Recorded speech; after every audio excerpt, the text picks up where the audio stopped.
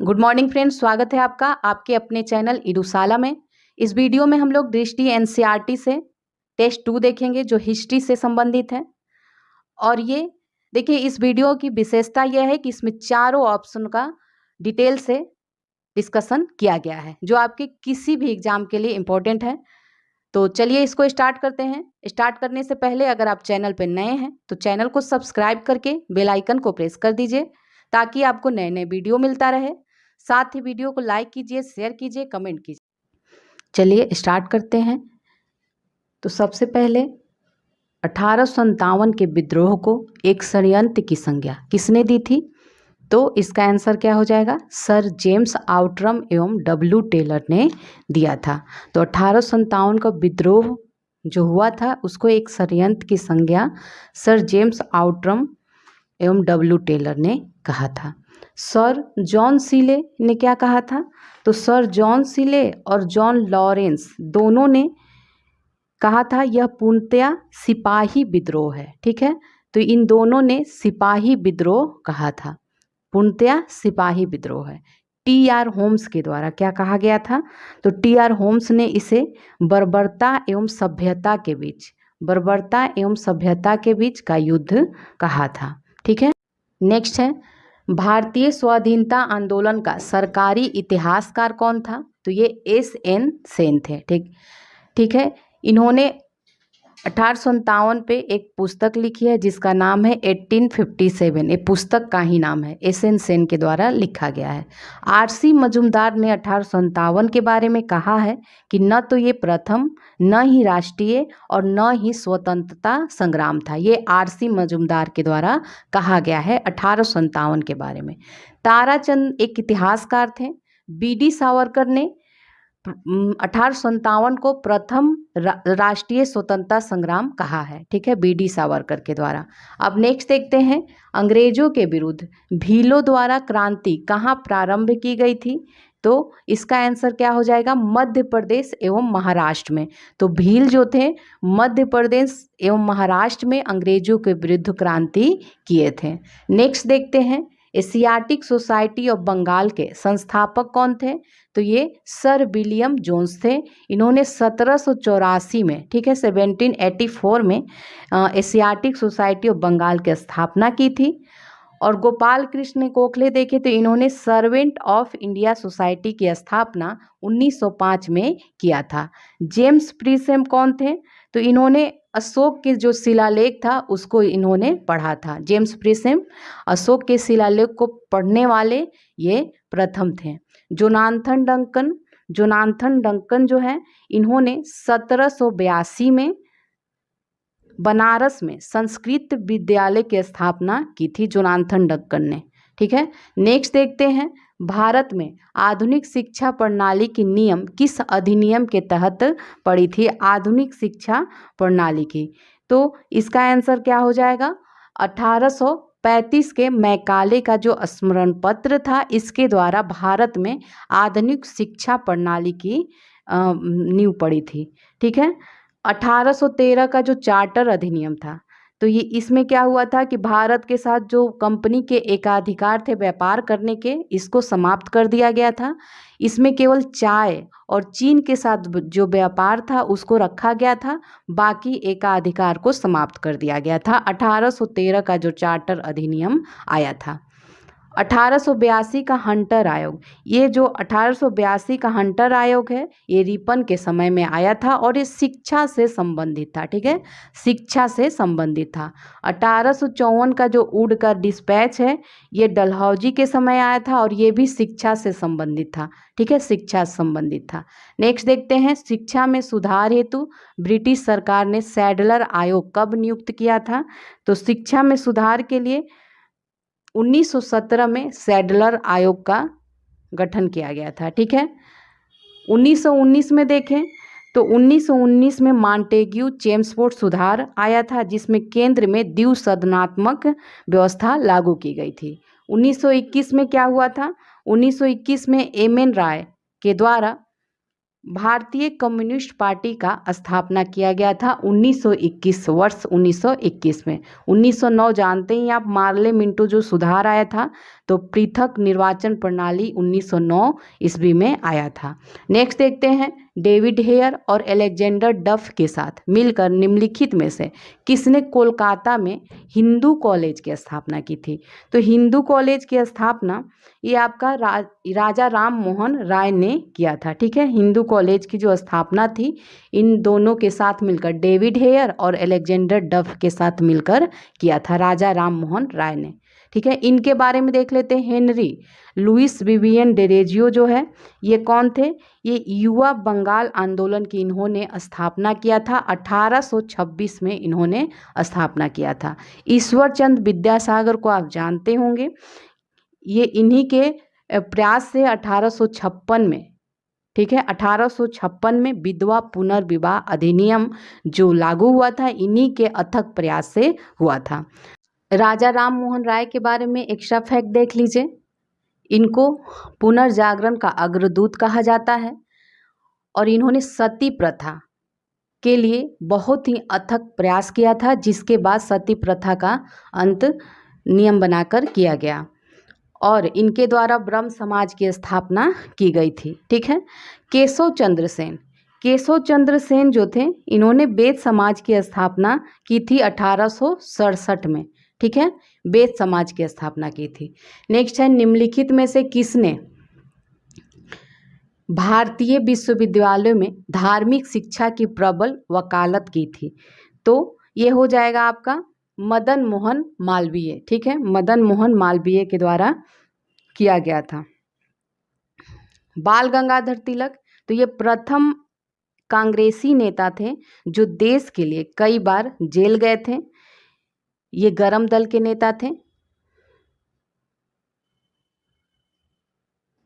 स्वराज हमारा जन्मसिद्ध अधिकार है और मैं इसे लेकर रहूंगा, ये इन्हीं का कथन है। और इनके पत्रिका देखें तो केसरी, मराठा, ये सभी इनकी पत्रिका थी। स्वामी विवेकानंद को तो आप जानते ही हैं, इन्हें तूफानी हिंदू कहा जाता है, तूफानी हिंदू कहा जाता है। और 1893 का जो अमेरिका में शिकागो धर्म सर्वधर्म सम्मेलन हुआ था, इसमें इन्होंने भाषण दिया था और इसी के बाद इन्हें तूफानी हिंदू का नाम दिया गया था। महात्मा गांधी राष्ट्रपिता हैं हमारे, इन्होंने तो आपको पता ही है कितने सारे कार्य किए हैं। चलिए आगे देखते हैं मदन मोहन मालवीय के बारे में। इसका आंसर तो मदन मोहन मालवीय था। किसने भारतीय विश्वविद्यालय में धार्मिक शिक्षा की प्रबल वकालत की थी? तो ये मदन मोहन मालवीय ने की थी। अब नेक्स्ट आते हैं, डेक्कन एजुकेशन सोसाइटी की स्थापना किसने से कौन संबंधित था? तो ये हो जाएगा बाल गंगाधर तिलक। ठीक है, बाल गंगाधर तिलक किससे संबंधित है? एमजी रानाडे के बारे में देख लीजिए। जस्टिस रानाडे जो थे इन्होंने प्रार्थना समाज की स्थापना 1867 में किया था। फिरोज शाह मेहता ने बॉम्बे प्रेसिडेंसी एसोसिएशन की स्थापना की थी 1885 में। दयानंद सरस्वती आर्य समाज के संस्थापक थे। 1875 में इन्होंने आर्य समाज की स्थापना की थी। नेक्स्ट देखते हैं, पत्रकार के कर्तव्य का निर्वहन करते हुए जेल जाने वाले प्रथम भारतीय कौन थे? तो ये आपका हो जाएगा बाल गंगाधर तिलक ही थे। अभी हम लोगों ने देखा कि ये प्रथम ऐसे पहले कांग्रेसी नेता है जो देश के लिए कई बार जेल गए थे। दादा भाई नौरोजी के बारे में देख लीजिए। तो ब्रिटिश सार्वजनिक सभा की स्थापना इन्होंने 1843 में दादा भाई नौरोजी ने किया था। मोतीलाल नेहरू सीआर दास के साथ मिलकर इन्होंने स्वराज दल की स्थापना की थी। स्वराज पार्टी है, ठीक है, स्वराज पार्टी की स्थापना। सुरेंद्र नाथ बनर्जी इन्होंने इंडियन एसोसिएशन की स्थापना की थी, 1876 में की थी। ये सभी हमारे समाज सुधारक और भारतीय स्वतंत्रता आंदोलन में जो भाग लेने वाले महत्वपूर्ण नेता थे। चलिए आगे अब देखते हैं किसका संबंध बुद्ध के जीवन से था। तो इसमें हो जाएगा आपका कौशल और मगध। ठीक है, तो कौशल और मगध का जो संबंध है ये बुद्ध के जीवन से था। ठीक है, अवंती जो है ये देखिए 16 महाजनपदों हैं। अवंती जो है 16 महाजनपदों में से एक था। इसकी राजधानी उज्जैन और महिष्मती थी और गांधार की राजधानी तक्षशिला थी। ठीक है, तक्षशिला। कौशल की राजधानी श्रावस्ती थी। मगध का गिरिवर था। ठीक है, अब नेक्स्ट देखते हैं। भारतीय इतिहास के संदर्भ में निम्नलिखित में से कौन भावी बुद्ध है जो संसार की रक्षा हेतु अवतरित होंगे? तो ये मैत्रेय हो जाएगा। ठीक है, सी है इसका आंसर, मैत्रेय हो जाएगा। और लोकितेश्वर कौन है? तो ये महायान शाखा के लोकप्रिय बोधिसत्व हैं। ठीक है, ये भी बौद्ध धर्म से संबंधित है। लोकेश्वर। पद्मपाणि भी बौद्ध धर्म से संबंधित हैं। नेक्स्ट अब देखते हैं, महान धार्मिक घटना महामस्तका अभिषेक किससे संबंधित है? तो ये महाबली से संबंधित है, महाबली से। ठीक है, आगे अब देखते हैं इसके। बुद्ध तो आप जानते ही हैं बौद्ध धर्म से संबंधित है। बौद्ध धर्म के संस्थापक बुद्ध थे। महावीर जैन धर्म के संस्थापक थे। और नटराज जो है ये चोल जो साम्राज्य था, तो चोलों के द्वारा बनाया गया उत्कृष्ट कोटि की शिव की मूर्ति थी, है आज भी उपलब्ध है। चलिए अब नेक्स्ट देखते हैं, निम्नलिखित में से कौन सा एक बौद्ध ग्रंथ 16 महाजनपदों का उल्लेख करता है? तो इसका देखिए आंसर अंगुत्तर निकाय हो जाएगा। जो 16 महाजनपदों का उल्लेख करता है अंगुत्तर निकाय है ये। ठीक है, और ये जो है मध्यम निकाय, खुदाक निकाय और दीर्घ निकाय, ये सभी देखिए सूत पीटक जो था, सूत पीटक के 5 निकाय में से ये 4 निकाय हैं। 5वां जो निकाय है वो संयुक्त निकाय है। तो ये पांचों जो है सूत पीटक के 5 निकाय हैं। नेक्स्ट अब देखते हैं, निम्नलिखित में से राज्य के सप्तांग सिद्धांत के अनुसार राजा का 7वां अंग कौन सा होता है? तो देखिए राजा का 7वां अंग जो है मित्र है। डी है इसका आंसर, मित्र। तो ये 4 जो है राजा के सप्तांग जो है सिद्धांत, ये किसने दिया था? कौटिल्य ने दिया था। तो कौटिल्य के सप्तांग सिद्धांत के अनुसार राजा के 7 अंग होते हैं। तो सबसे पहले ये देखिए, फर्स्ट इसमें राजा होता है, दूसरा किसी राज्य के बारे में, तो दूसरा अमात्य होता है, और तीसरा जनपद, चौथा दुर्ग, और 5वां कोष, छठा जो होता है सेना होता है। ठीक है, और 7वां मित्र होता है। तो 7 अंग होते हैं किसी राज्य के। नेक्स्ट आते हैं, निम्नलिखित में से किस ग्रंथ में चंद्रगुप्त मौर्य को वृषल एवं कुलहीन कहा गया है? तो ये आपका हो जाएगा, इसका आंसर जो हो जाएगा मुद्रा राक्षस। ठीक है, सी है इसका आंसर, मुद्रा राक्षस। मुद्रा राक्षस किसकी रचना है देखा जाए तो ये आपका हो जाएगा विशाखा दत्त की। ठीक है, विशाख दत्त क्या ये कृति है मुद्रा राक्षस। इंडिका जो है मेगास्थनीज का रचना है, और इंडिका जो है मौर्य साम्राज्य की व्याख्या करता है। सिद्धांत शिरोमणि की रचना किसने की है? भास्कराचार्य ने। और ये गणित और खगोल का अध्ययन इसमें किया जाता है। अमुक्त मालदे ये कृष्णदेव राय की कृति है। ठीक है, कृष्णदेव राय विजयनगर साम्राज्य के महान राजा थे। नेक्स्ट देखते हैं, किसने सहिष्णुता, उदारता, करुणा के त्रिविध आधार पर राजधर्म की स्थापना की थी? तो इसका जो आंसर हो जाएगा ये हो जाएगा आपका अशोक। ठीक है, अशोक के बारे में कुछ फैक्ट देख लेते हैं। अशोक जो है ये बिंदुसार का उत्तराधिकारी हुआ, और इनकी माता का नाम सुभद्रांगी था। राजगद्दी पे जब ये बैठे थे तब अवंती का ये राज्यपाल था। ठीक है, मास्की, गुर्जरान, नेत्तुर, उडेगोलम, इन सभी में अशोक का नाम अशोक मिलता है। ठीक है, अशोक का नाम क्या मिलता है? अशोक मिलता है। और भाब्रू अभिलेख में इसने अपने आप को मगध का राजा बताया है। अकबर के बारे में देख लेते हैं। अकबर हुमायूं का पुत्र था और एक महान शासक था। ये भी 1582 में इसने दीन ए इलाही चलाया था।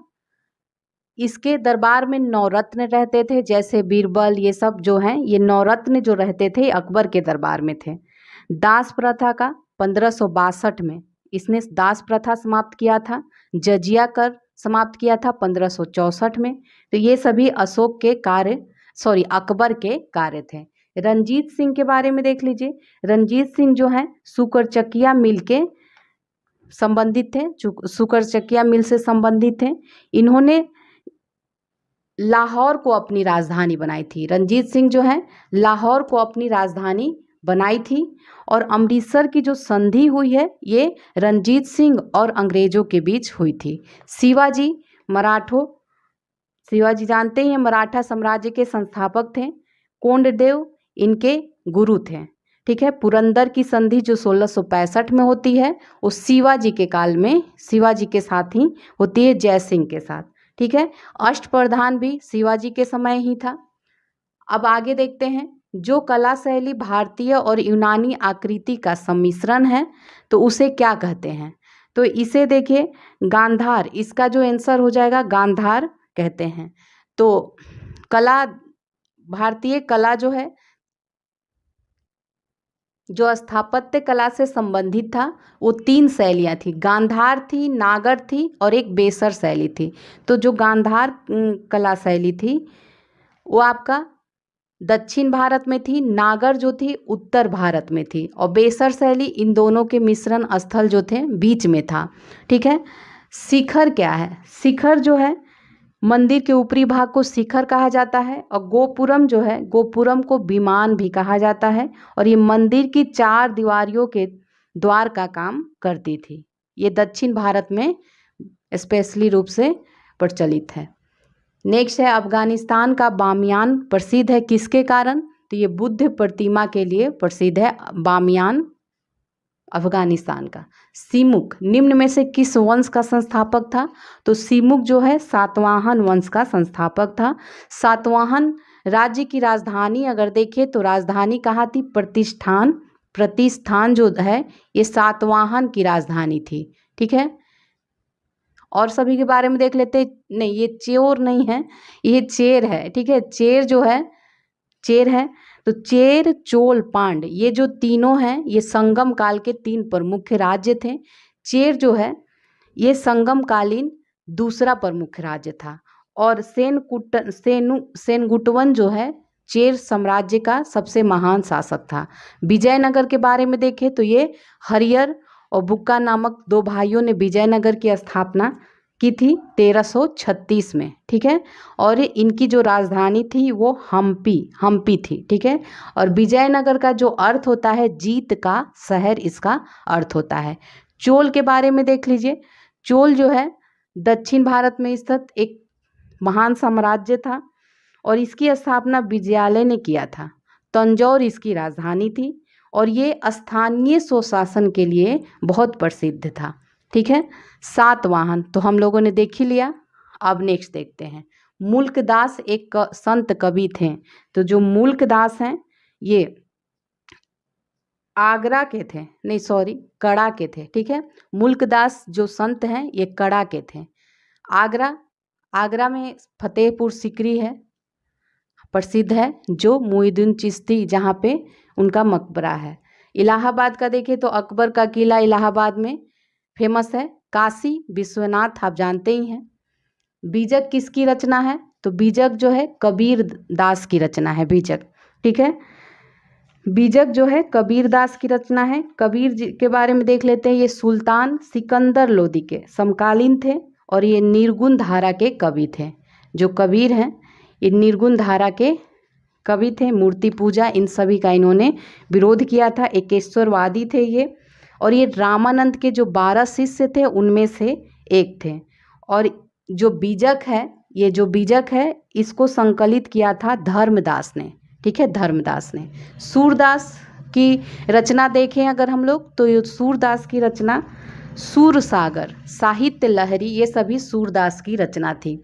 रविदास ये भी रामानंद के 12 शिष्यों में से एक थे और ये मोची थे। इन्होंने रायदासी संप्रदाय की स्थापना की थी। तुलसीदास तुलसीदास को सभी जानते हैं, रामचरितमानस की इन्होंने रचना की थी, साथ ही गीतावली, कवितावली, इन सभी दोहावली की रचना इन्होंने किया था। नेक्स्ट देखते हैं, निम्न में सुमेलित करना है। तो अद्वैतवाद के शंकराचार्य थे, विशिष्टाद्वैतवाद इसके रामानुजाचार्य थे, द्वैतवाद के माधवाचार्य थे, द्वैताद्वैतवाद के निम्बकाचार्य थे, शुद्ध अद्वैतवाद के वल्लभाचार्य। तो ये सभी ही सुमेलित है, ठीक है, तो ये सारे ही सही सुमेलित हैं। नेक्स्ट अब देखते हैं, निम्न में कौन शासक उच्च शिक्षित था? तो ये आपका हो जाएगा शेरशाह सूरी। तो शेरशाह सूरी सबसे उच्च शिक्षित शासक था। शेरशाह सूरी के बारे में जान लीजिए, यह सूर वंश का संस्थापक था और बिलग्राम का जो युद्ध हुआ था 1540 में, हुमायूं को इसने पराजित करके सूर वंश की स्थापना की थी और इसे द्वितीय अफगान साम्राज्य का संस्थापक भी कहा जाता है।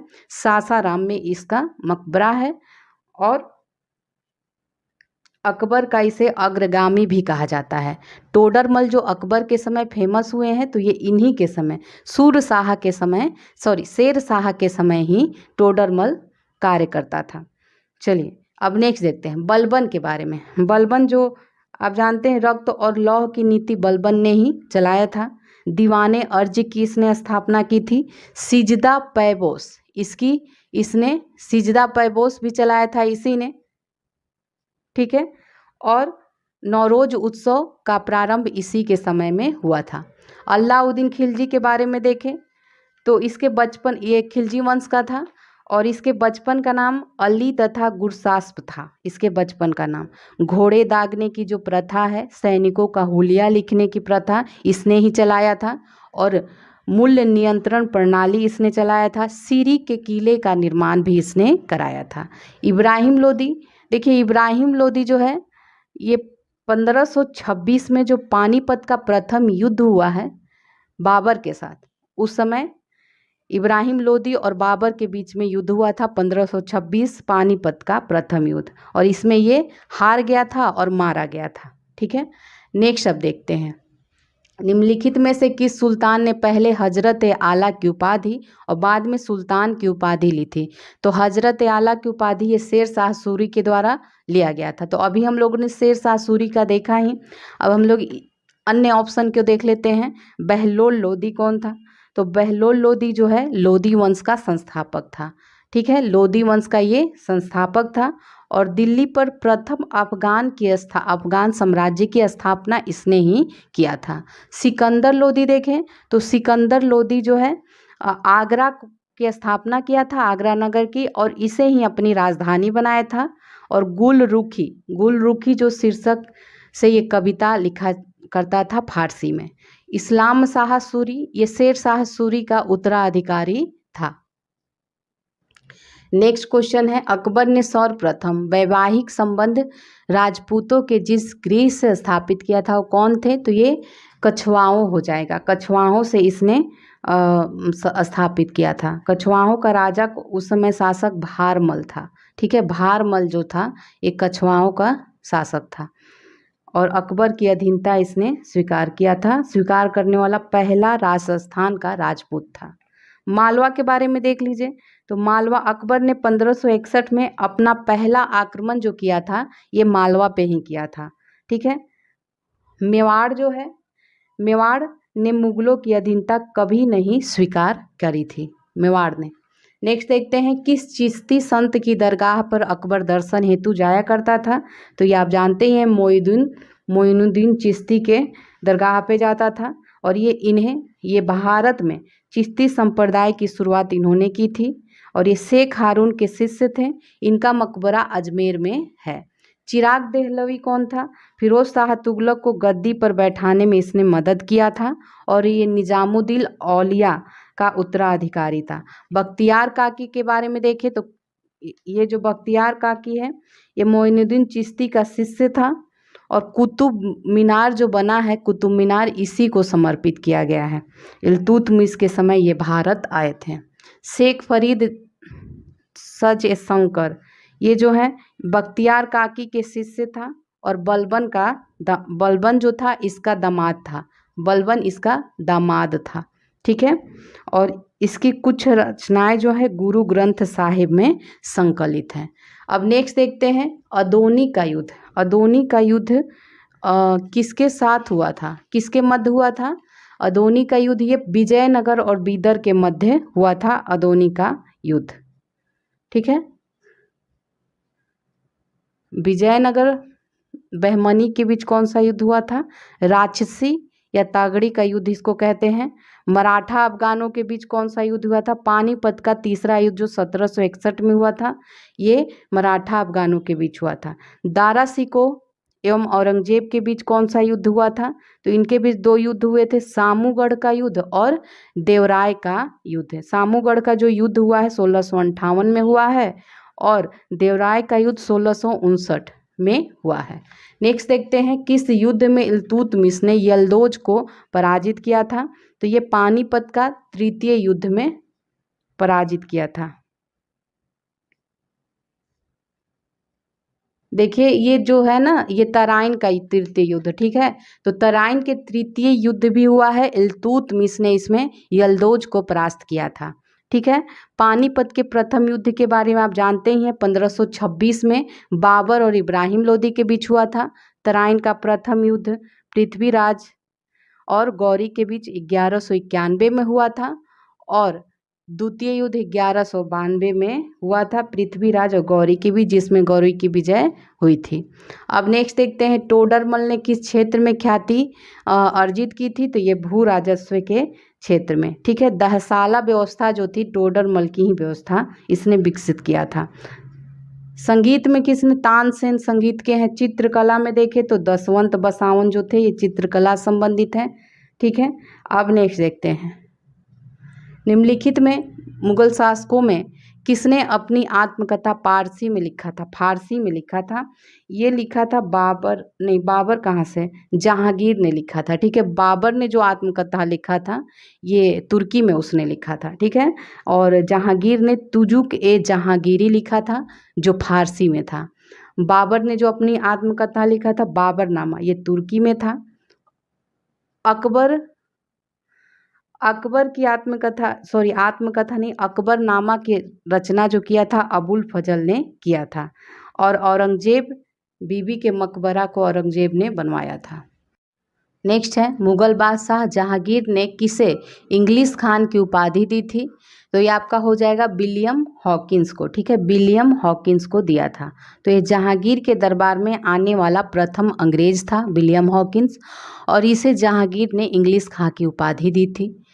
अल्बुकर्क कौन था? अल्बुकर्क 1509 में पुर्तगाली वायसराय बना था और इसने 1510 में बीजापुर के शासक से गोवा को छीना था। ठीक है, अल्बुकर्क ने। विलियम हॉकिंस देख लिया हम लोगों ने। फ्रांसिस्को अल्मीडा जो है 1505 में ये प्रथम पुर्तगाली वायसराय बनकर आया था। डी लाली भी पुर्तगाली ही था। ये वांडीवास के युद्ध का नेतृत्व किया था और फ्रांसीसी सेना इसी के समय हारी थी। ठीक है, अब नेक्स्ट देखते हैं जहांगीर के दरबार में पक्षियों का सबसे बड़ा चित्रकार कौन था? तो ये पक्षियों का पूछ रहे हैं, तो ये मंसूर था। ठीक है, मंसूर जो था ये पक्षियों का बहुत बड़ा चित्रकार था और जहांगीर ने इसे नासिर उल असर की उपाधि इसे दी थी। मंसूर को जहांगीर ने नासिर उल असर की उपाधि दी थी।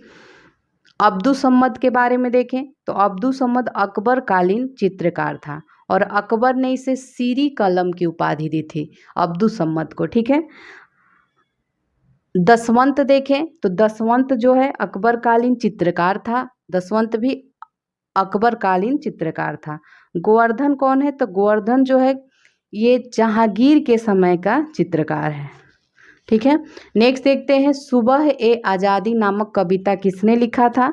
तो ये फैज अहमद फैज ने लिखा था सुबह ए आज़ादी। ठीक है, मिनहाज उस सिराज के बारे में देखें तो इन्होंने तबकात ए नासरी नामक लिखा था ग्रंथ। ब्रह्मगुप्त भारतीय गणितज्ञ और खगोल शास्त्री थे। मोहम्मद इकबाल कौन है? तो ये सारे जहां से अच्छा हिंदुस्तान हमारा, ये मोहम्मद इकबाल का ही है। नेक्स्ट देखते हैं ऑटोबायोग्राफी ऑफ मैडम क्यूरी का हिंदी में अनुवाद किसने किया था? तो ये हो जाएगा लाल बहादुर शास्त्री ने किया था इसका हिंदी में अनुवाद। फैजी कौन था? तो फैजी जो है महाभारत का फारसी में अनुवाद किया था। अबुल कलाम आज़ाद, ये जान ही रहे हैं आप, कांग्रेस के सबसे युवा नेता बने थे 1940 में सब, और 1946 तक रहे थे। और इसकी महत्वपूर्ण जो पत्रिका थी गुब्बारे खातिर, अले इलाल, ये इनकी पत्रिका है। सुभाष चंद्र बोस के बारे में देखें तो इन्होंने फॉरवर्ड ब्लॉक की स्थापना की थी, और आज़ाद हिंद फौज की भी नहीं, आज़ाद हिंद फौज की स्थापना रास बिहारी बोस ने किया था, और आज़ाद हिंद सरकार की स्थापना सुभाष चंद्र बोस ने किया था। ठीक है, नेक्स्ट आते हैं हार्ट ऑफ एशिया पुस्तक किसने लिखा था? हार्ट ऑफ एशिया जो है ये मार्क टूली ने लिखा था, मार्क टूली ने। दादा भाई नौरोजी के बारे में देखें तो ये कांग्रेस के दूसरे अधिवेशन की अध्यक्षता इन्होंने की थी, और ब्रिटिश सार्वजनिक सभा की स्थापना की थी, और धन की जो निकासी सिद्धांत है इनका इन्होंने प्रतिपादन किया था। ठीक है, महात्मा गांधी की पत्रिका देख लेते हैं, यंग इंडिया, हरिजन, नवजीवन, हिंद स्वराज, ये सभी महात्मा गांधी की पत्रिका थी। अरविंद घोष के बारे में देख लेते हैं तो लाइफ डिवाइन, वंदे मातरम, कर्मयोगी, ये सभी अरविंद घोष की पत्रिका थी। नेक्स्ट है India from Curzon to Nehru and after के लेखक कौन है? नेक्स्ट है India from Curzon to Nehru and after के लेखक कौन है? तो ये आपका हो जाएगा दुर्गादास। ठीक है, दुर्गादास इसके लेखक हैं। जवाहरलाल नेहरू की पत्रिका देखें तो डिस्कवरी ऑफ इंडिया, मेरी कहानी, ये सभी जवाहरलाल नेहरू का है। लुई फिशर जो हैं ये महात्मा गांधी के जीवनीकार थे। फ्रैंक मोरिस जो हैं ये जवाहरलाल नेहरू के जीवनी लिखे थे। नेक्स्ट है journey to the kingdom of Awadh in the year 1949 to 50, report किसके द्वारा लिखी गई थी? तो ये हो जाएगा W.H. स्लीमैन के द्वारा लिखी गई थी। ठीक है, W.H. स्लीमैन के द्वारा। ठीक है, आउटरम जो है इसकी जो रिपोर्ट के आधार पर अवध का विलय किया गया था। जेम्स आउटरम उस समय अवध का इसके रिपोर्ट के आधार पर अवध का जो विलय हुआ था इसी की रिपोर्ट के आधार पे। नेक्स्ट है कर्नल रीड और टॉमस मुनरो ने दक्षिण भारत में रैयतवाड़ी व्यवस्था लागू की थी। बी.डी. सावरकर जानते ही हैं, बी.डी. सावरकर एक स्वतंत्रता सेनानी थे। इन्होंने कहा था प्रथम स्वतंत्रता संग्राम जो 1857 का विद्रोह हुआ था इसे प्रथम स्वतंत्रता संग्राम की ये संज्ञा दिए थे। नेक्स्ट है the roots of ancient India के लेखक हैं फेयर सर्विस। ठीक है, W.A. Fairservis. ठीक है, R.C. दत्त कौन थे? तो धन की निकासी में जो दादा भाई नौरोजी और R.C. दत्त धन की जो निकासी सिद्धांत दिए थे इसमें R.C. दत्त भी थे। नेक्स्ट है दादा भाई नौरोजी को ग्रैंड ओल्ड मैन भी कहा जाता है। R.C. मजूमदार जिन्होंने 1857, एक इतिहासकार हैं, इन्होंने 1857 के विद्रोह के बारे में कहा है, न प्रथम, न राष्ट्रीय और न स्वतंत्रता संग्राम। ठीक है, अब नेक्स्ट देखते हैं। नेक्स्ट है भारत की दूसरी स्वतंत्रता के लेखक कौन है? तो भारत की दूसरी स्वतंत्रता ये जयप्रकाश नारायण के द्वारा लिखा गया है। नहीं, फिर से देख लीजिए, M.G. देवा सहाय इसके लेखक है। भारत की दूसरी स्वतंत्रता के लेखक है M.G. देवा सहाय। ठीक है, और इसमें हम लोग जयप्रकाश नारायण के बारे में देख लेते हैं। तो जयप्रकाश नारायण ने संपूर्ण क्रांति आंदोलन का नेतृत्व किया था। इन्हें लोक नायक के नाम से भी जाना जाता है। इन्होंने स्वतंत्रता संग्राम में बहुत महत्वपूर्ण भूमिका निभाई थी 1942 के समय। महात्मा गांधी की पत्रिका देख लीजिए, ये यंग इंडिया, नवजीवन, हरिजन, ये सभी महात्मा गांधी की पत्रिका थी। और इनके जो आंदोलन प्रमुख रूप से 1917 में इन्होंने भाग लिया था, इनके बारे में तो जो भी कहा जाए कम ही है। तो महात्मा गांधी के महत्वपूर्ण आंदोलनों में से चंपारण सत्याग्रह 1917 में, असहयोग आंदोलन 1920 में, सविनय अवज्ञा आंदोलन 1930 में और भारत छोड़ो आंदोलन 1942 में इन्हीं के नेतृत्व में हुआ था। बंकिम चंद्र चटर्जी इन्होंने वंदे मातरम की रचना की थी।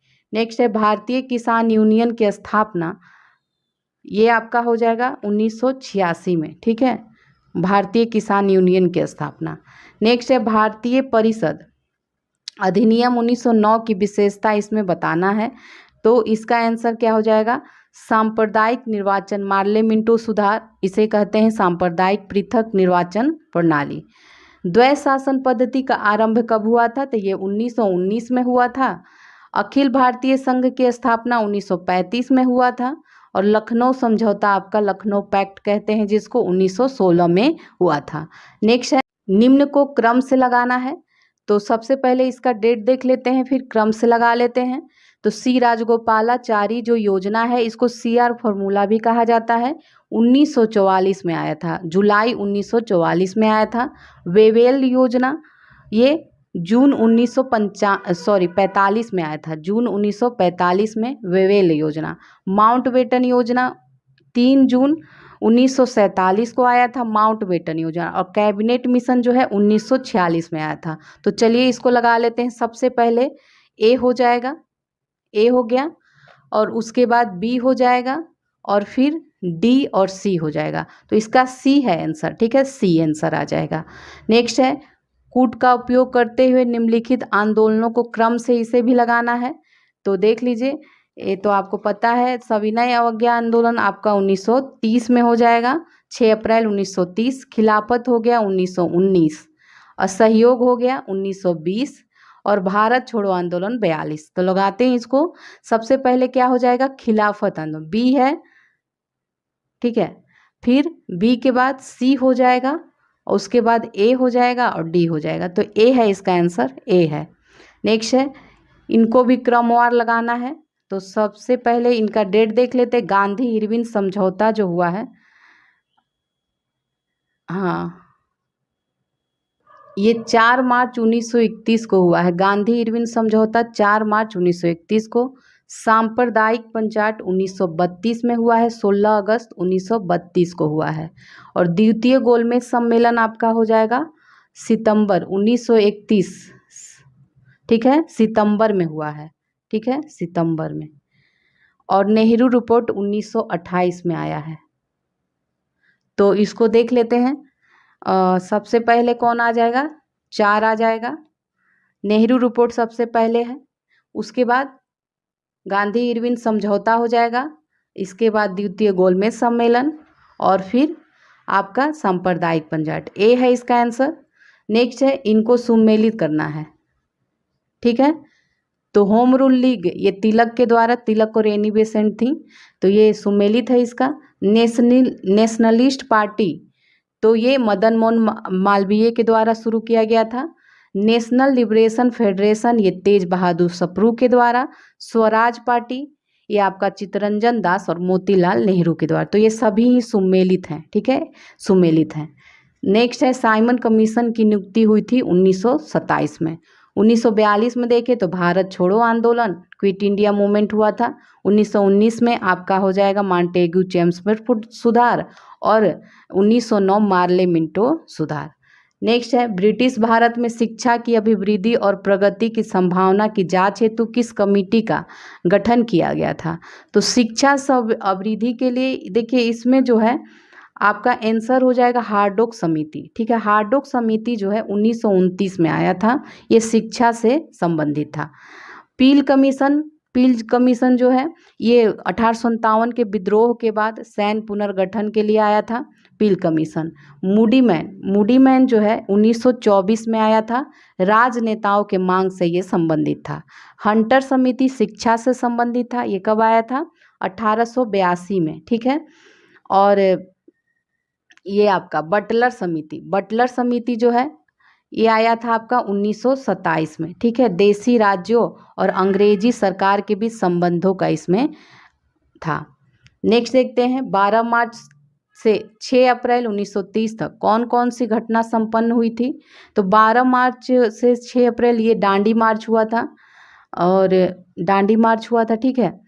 तो पूना समझौता कब हुआ था ये देख लेते हैं।